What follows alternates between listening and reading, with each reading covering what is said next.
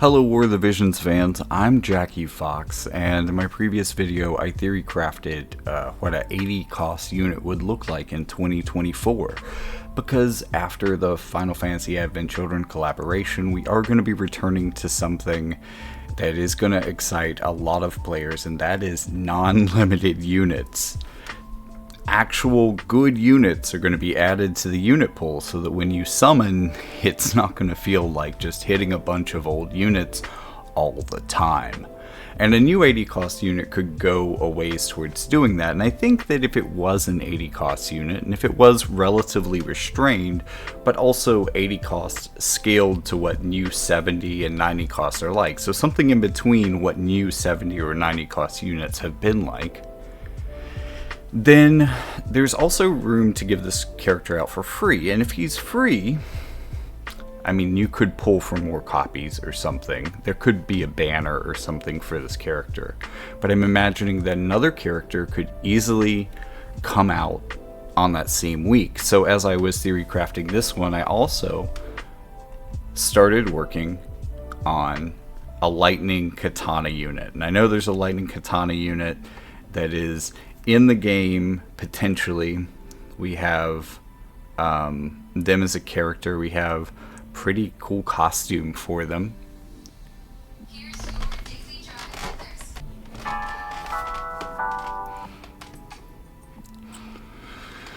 Sorry, y'all, NPR always gets me when I try to record these early in the morning, but there is a lightning katana unit that a lot of people have theorized are coming to the game. And there's definitely a unit that could fit this profile. And it's not necessarily, with the other things, it's been more of handouts for things that have needed it, like bow or dagger. There's been a lot of bow and dagger help.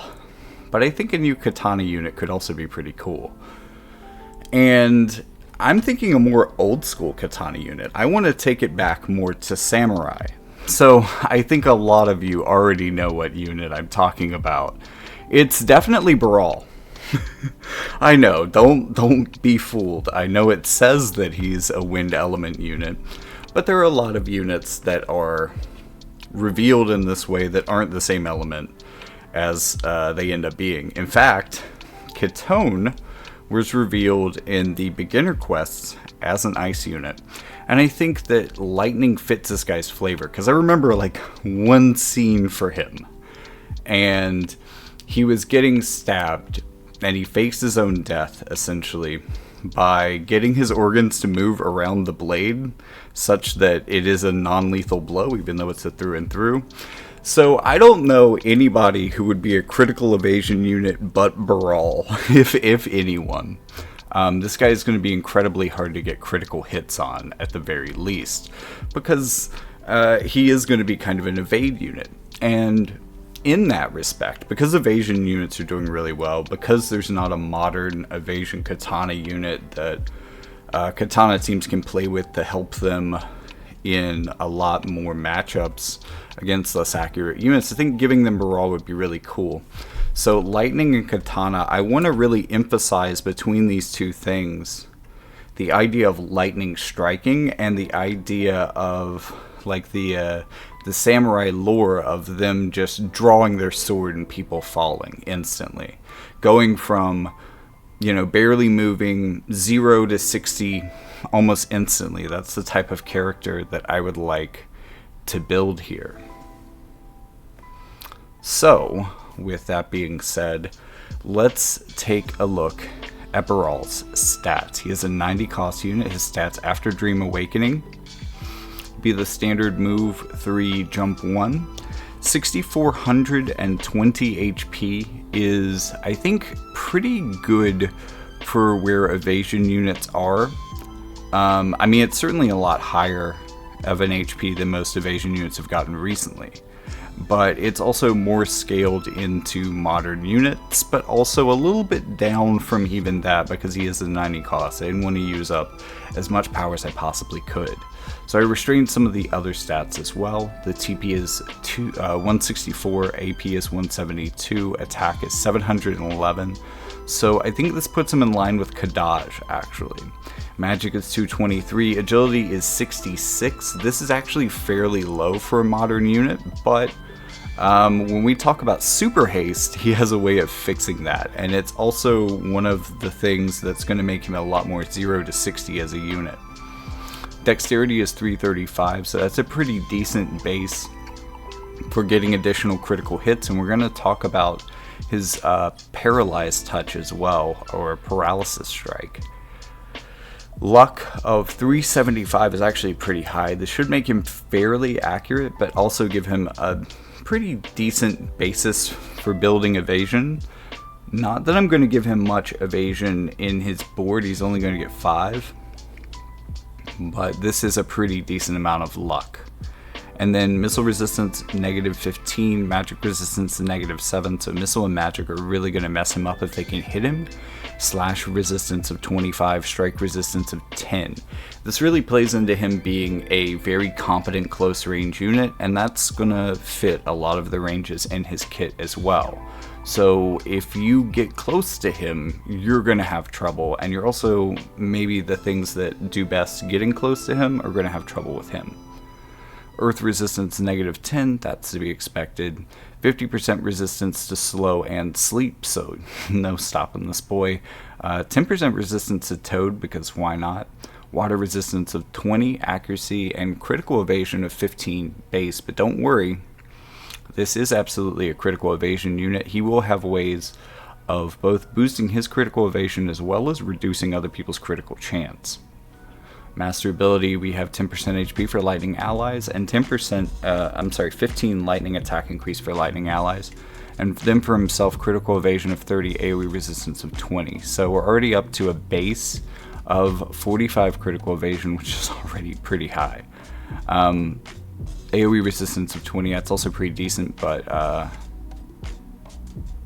that's the master ability for you. So moving on into passives, we have frontline courage.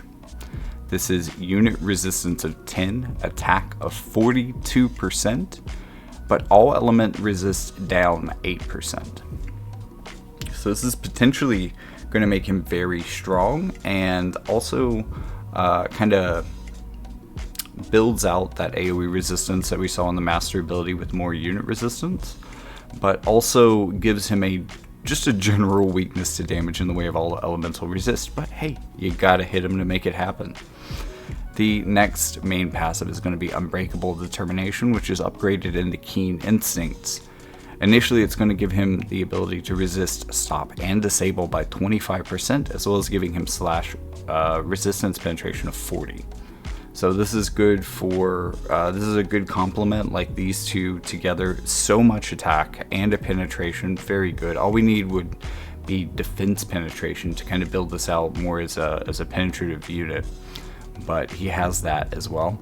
And then Keen Instincts is going to give him the ability to inflict paralyze on critical hit, or at least a chance to do so.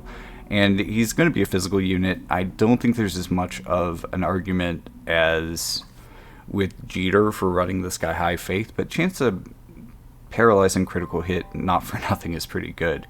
But here's the super haste part. It increases his base agility by 8 when he is hasted, which is going to stack into the haste bonus itself. And with other bonuses, because it's kind of increasing his base, you should expect this to give him maybe 15 or even 20 agility in addition to, effectively.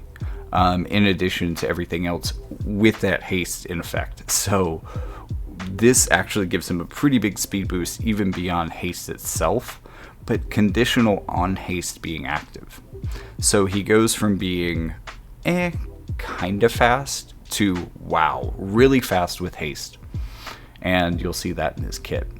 For Martialist, our passives are going to be Move 1, Agility 12. This is actually pretty good, giving him 4 movement and allowing him to get in range faster while increasing his agility, because unlike a lot of faster units here, this is the other thing that's going to kind of slow him down. He doesn't, within those first 2, have an increased agility passive. This could work for that, though. This could actually change that.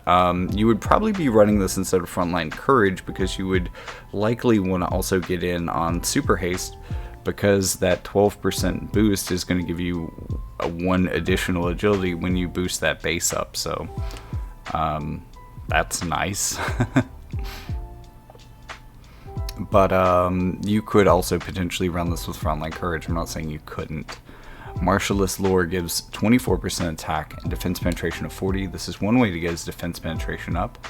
Another way would be Duelist Lore, defense penetration 40 and evasion rate 12. So this would be one of the ways to increase that base evasion. This is the only real evasion-centric passive that he's going to get. So if you are really trying to build for a high evasion rate here, this might be what you would have to work with. And then Fatal Blade Work increases his critical rate by 15. This would help him get the Paralyze on critical hit and increases critical damage by 20.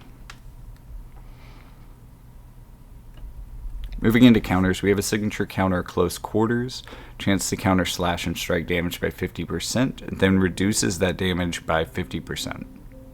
So this makes him very resilient to a lot of close range damage, but technically even some long range damage, because slash and strike can throw hands at a distance in some cases.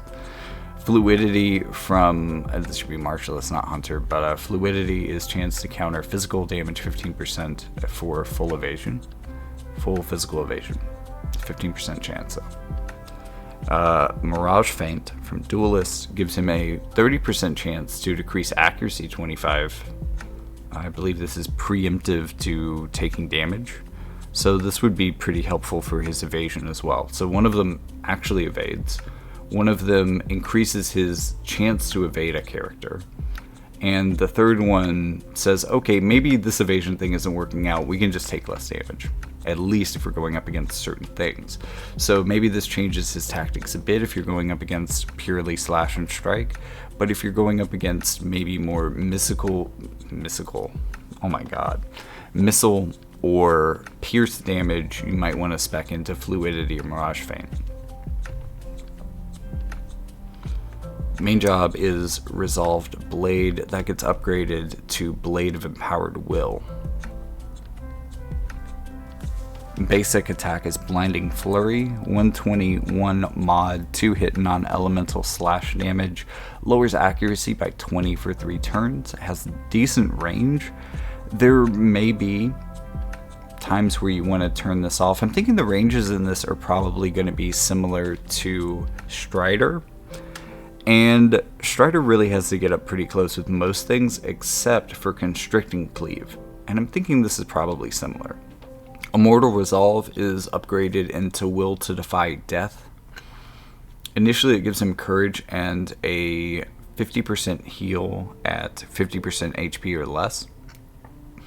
But Will to Defy Death also adds an additional 25 critical evasion. So building into what he already has from board and passives.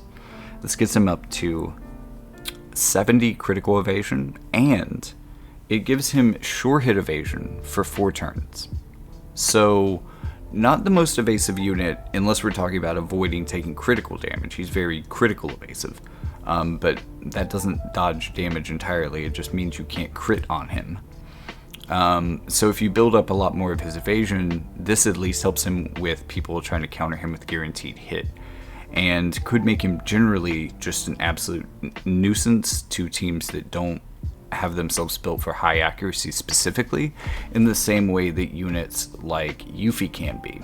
Except I don't think he's going to end up being quite that evasive. So maybe even a little bit more like Chunok, who also has sure hit evasion. The Will to Power in a box around self. Area attack resistance 20, evasion 25 for allies for 4 turns, and then luck up 25% 4 turns for self. So this is going to give him luck and evasion. This specific buddy buff should be able to, if he is built for it, turn on his ability to evade pretty consistently. But also give him a bit of accuracy as well, and area attack resistance as insurance. Now remember, he has 20 of this from his master ability, so this is bringing him up to 40 base with other like vision cards and maybe even equipment, building that up further. Really important skill for him here because it's upgraded by his LB. So his LB has pretty good range. It probably even has longer range than Blinding Flurry. Let's go to the LB before we talk about this. So the LB is called Reinforcements Tank Buster Unit. Raise attack 50% and add 45% modifier to charging blades for 1 turn. So this attack buff is not going to last very long, but his next attack will hit very hard. Lower all enemies, everyone on the map's critical rate by 40 for 2 turns. So if he didn't have enough critical evasion, his LB is basically going to finish turning off critical for the whole field. And this is also going to help his allies not take critical damage as well. And it will add healing power down on critical hits for himself for 3 turns. So potentially now healing power down and paralyze on critical hits. And then there's a sequence effect. This is going to have a casting time delay. I want to turn this up maybe as high as I can get it. He doesn't have any way to decrease casting times because casting times aren't relevant to the rest of his kit. So this is going to be like artillery firing at his command. I want there to be a delay. It's going to hit the enemy with the highest hate in a fixed range around him, which is going to be fairly long range compared to his short range kit, so that he can get this skill off first and then potentially go into charging blades, hopefully. It will hit the enemy with the highest hate around him. Fixed 5,000 damage, which isn't a lot, but it is fixed. So even the tankiest and most aggravating characters should have some trouble with that. And it will dispel their hate as well. So this will turn off tanks pretty effectively. So this is a really, really great way of screwing up your enemy strategy. It shouldn't do the most damage again, but it also doesn't have the most impactful buff, and that only lasts for 1 turn. So this is interesting. The healing power down is really the longest lasting thing here. Critical rate is only 2 turns. I tried to keep that in pace with a lot of other full map effects. But he would be the first character to get a full map effect like that in his main kit.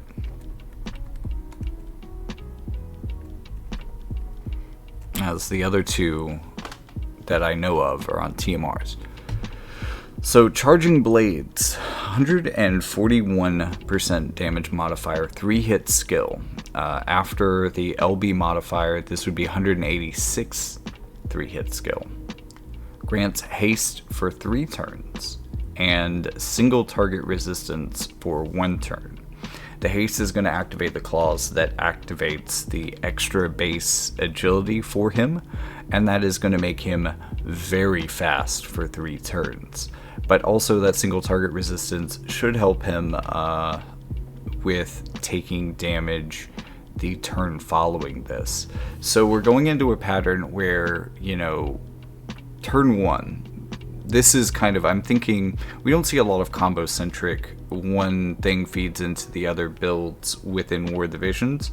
I remember it being a lot more common strategically within, almost standard at a point within FFBE.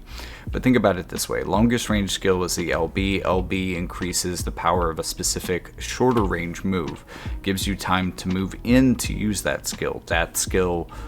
So for the turn after your LB, you have really high attack. You hit somebody really hard that turn after that then moves you into higher defense. I think that's just like a really interesting way for him to move through the fight and be a little bit more dynamic as a unit in that way. Because that single target resistance, again, is only going to last for the 1 turn, much like some of the buffs on his LB. Other skill, he has a debuff, Tactical Maneuver. It's going to be able to select 2 targets but not have the largest range, but will have a good range height, so it should be able to hit a lot of people. This might be a thing that you want to turn off, but AP down 10, AP consumption up 10% for targets with a chance to slow.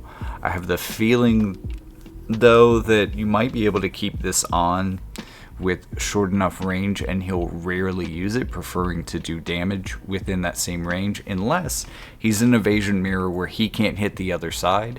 Slowing them, interestingly enough, might actually give him the ability to hit them, potentially, or at least a high accuracy unit to hit them, because lowering their agility will lower their evasion. Likewise, his incredible speed boost given from the combination of super haste and charging blades should make him considerably more evasive after charging blades resolves. But this far into the combo, we're starting to get away from the will to power. That's starting to fade away, although it is a 4-turn buff, so not super soon. But that should mean that the turn he has the unit attack resistance, and even the turn after that, both of those turns he should be incredibly evasive at the very least. But that will ebb and flow throughout the fight. He will, and in fact, given that, I've talked myself up into the super haste being really strong. Let's go to 65. For base agility. This is going to also hold back his base evasion, which will give him kind of a lower floor. His final skill in his main job, I apparently owe an upgrade. I don't know. I can give like half of this stuff. This is the this is fine.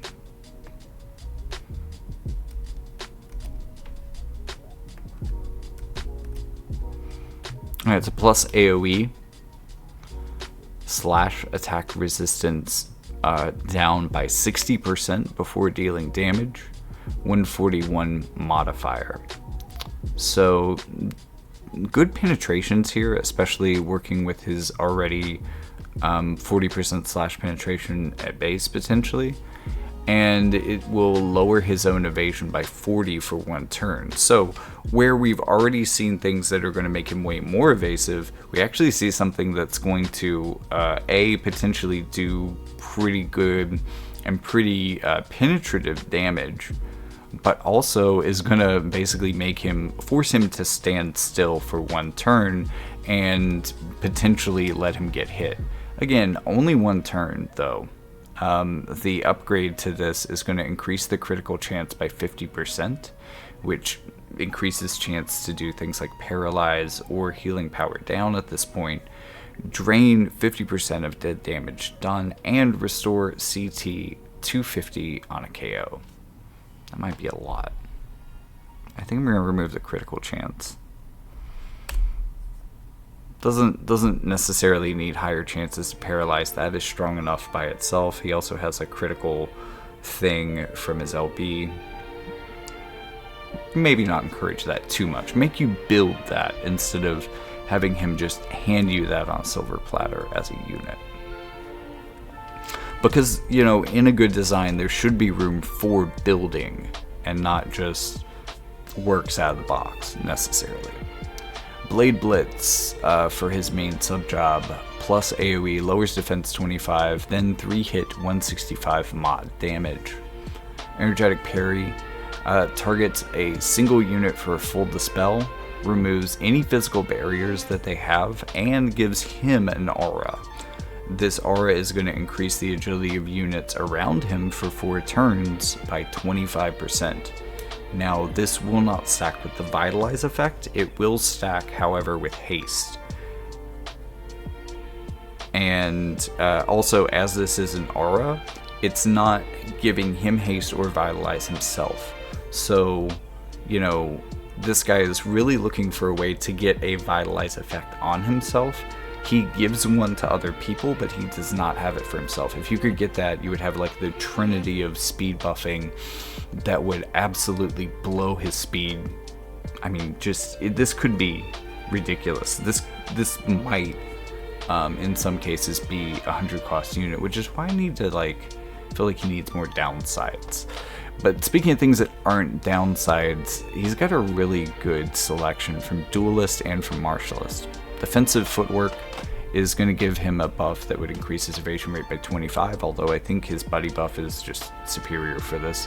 Single target resistance here, though, of 20% for self. Also, if you need him to have a greedy buff like that, that could work. Offensive Footwork can increase his movement. As he likes to get in range, if you aren't using Battlefield Mobility, Offensive Footwork is a way to get this in here. It also increases his critical rate by 25%. I've been a little bit more careful, even in this video, of removing critical rate from other places in his kit. So this would be the one way that he would have to boost that critical rate, and that gives you some reason that maybe you want to run Duelist as a sub job, and maybe you want to find some way to work this buff in there, because I think it could work really well for him. Pressure Flurry decreases defense 30 for 3 turns for target, 2 hit damage, 165 mod, and decreases healing power by 70 for 3 turns, so it's a huge. This is something that reminds me a whole lot of Hazard Render on Ruinstern. Razor's Edge has an increased critical chance, but it has a very small modifier, 121%. I guess this increased critical chance here could give him the chance to paralyze or even reduce healing power, so that could be cool. That would make Razor's Edge a lot more interesting for him than it would be for certain other units, but still nothing to write home about. It's easily the weakest thing in this kit, but still usable. And then Fatal Pirouette. This is going to be a diamond AoE around self that does not friendly fire. 170 mod. So this is feeding into this whole like close range brawler type Katana unit. Critical chance plus 35%, so chance to paralyze everyone around him. Decrease critical rate for 3 turns for them, and decrease their accuracy. So both of those I feel really feed into synergies with him. This whole sub job I think could work pretty well for him. In fact, it works so well. I'm gonna try and just give it less selection. Just one less skill. These 4 are fine. And I think I can do the same thing down here. Because again, these are all really synergistic with this kit. They're all really cool options for him. But Martialist has more of the same. So Rising Calamity plus AoE around self. 165 mod, decrease AP 15 for targets. Relentless Stance, this gives him, I want to give him something that would be a little less useful, and that he already has a courage buff. But this one gives him another option that restores AP. Nobody's going to argue that this is a bad buff. It just overlaps unfavorably with something that's already in his kit. So kind of a way to hold him back with a good thing. In the same way that Razor's Edge is giving him something neat with a bad thing, this is giving him something bad with a good thing. 3-step Star Strike is something he's really going to love because of the move unit to target. That is really helpful for him, getting him, I mean, at that point, you know, everybody around him is in trouble. 3-hit skill as well, reduce counter chance before dealing damage by 100%, so this can't be countered. 165 mod means it does pretty good damage too, and sets them up for taking even more damage from that chain. And then finally we have Fatal Oath, grants the following effect upon hit for allies in a cross-shaped pattern. Dispel, ignore fatal hit for 3 turns. So courage removal, he can give it to everyone, much in the same way that units like Elia the Alabaster can give her entire team re-raise removal on all damage. He can give courage removal, and courage has been really, really important lately. Additionally, this would increase his accuracy by 25%, which I think could be really important for him. Lightning units are historically very blind, so giving them the ability to increase their accuracy sometimes is very much needed. With his luck, he shouldn't have as much problem with this, but this could definitely help in a lot of matchups, especially maybe in an Evasion mirror as well. So that's Barale. I hope you enjoyed this take on an Evasion unit. Let me know if you think it's broken. Let me know like what parts of this you think are interesting, what parts you think where the Vision should use, and oh yeah, there's also a Vision card. My bad. So Silence of the Stars, named after one of the scenes he was in. This is going to be Katana, Book, Ninja Blade, and Knight. Group buffs are going to be Elemental Chain Resistance of 24, which is I think the lowest for that modifier. Agility of 18%, so this is going to be a highly valuable card. That's the highest agility modifier. All of these are going to love it. Katana doesn't necessarily need this loving, but Knight does. This is going to help Ash and Mont teams quite a bit. I think they're really going to enjoy this. So this is really beneficial for Knight. That's why it was selected. Despite having good units and good teams right now, it's really being held back by its own vision cards. So this is going to be great for them. Also great for Katana, even though they don't need it as much. And then unit resistance of 16. This is a lower version of that effect.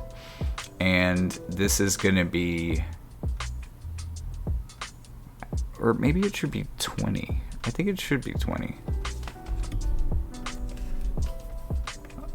Because a lot of these, like Book and Ninja Blade, I think specifically, don't... Well, I don't think they really have agility cards, but they don't really have unit resistance cards either. So this adds kind of the two things that those teams need the most to get back into competition. The individual buff is interesting here. It is a slash evasion buff of 25. This is going to be the most common damage type in the game, so pretty universally helpful, but also in a way very specific and kind of powerful in another way. I think anybody could really benefit from a little bit of slash evasion, and this is going to be especially helpful for units like this. But also maybe not the greatest for certain other things, like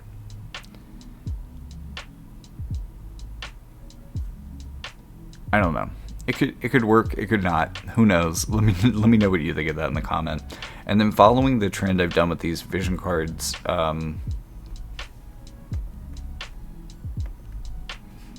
think this is a little bit strong. For lightning and or light, still a little strong, actually. For lightning and or light units, 7 agility until 1 hit of damage taken. So this will be really helpful for, I don't know, a lightning evasion unit. But also really good for the light evasion units as well that want to be really fast and want to try to invest as hard as they can and just not taking damage. 420 HP, luck 25, attack of 172, so not the highest that we've seen in these vision cards. Critical of 25, so that's really going to help with the critical rate. This should help him maybe consistently get chances to proc Paralyze. And then 6 Spirit and Defense, because he didn't really have any at all, and I thought that giving him an additional way of being a little beefy so that he wouldn't have to rely as hard on being a constantly evasive unit might be nice. Anyways, that is the show. That's the video. Thank you so much for tuning in. Be sure to like and subscribe. Let me know in the comments, because this is, you know, we are with Gilgamesh starting to get non-limited units again. I hope we don't have a collaboration for a little while, but I really feel like they're probably going to be like rerunning a collaboration that's off Final Fantasy. What would that be? All I can think is Dragon Quest. I think there was something in between Nier and Dragon Quest though. I don't know. I kind of hope we don't. I hope we get more non-limited units. I hope we build out the normal pull pool, because sure, like the recent non-limited units have been excellent, really good, but there's only like 4 of them to pull, and only one of them at this point, 2 with Gilgamesh, will be scaled to this newest power level. So also building out those 80 and 90 costs could be interesting as well. Like we've seen a lot of 70 cost units, but it seems like 80 and more recently, with the exception of this collaboration and collaborations in general, 90 cost units have really been forgotten, at least non-limited 90 cost units. So with all that being said, check out the link in the description for more. Just like spread yourself out like a blanket over the Jackie Fox Media empire, and like, subscribe across the board. Buy my books, support the channel on Patreon or Ko-fi. Do what you can. If you are a free-to-play YouTuber, be sure to hit that like and subscribe. That's definitely the way to go. And leave me a comment, especially for this video, to let me know if this sort of stuff is what you're into, because I can do more. There's definitely more characters I could theorycraft units for, and somehow this type of stuff makes my brain happy. I don't know what type of nerd I ended up being to where this is super enjoyable, but here we are. And with all that being said, I'll see you in the next one.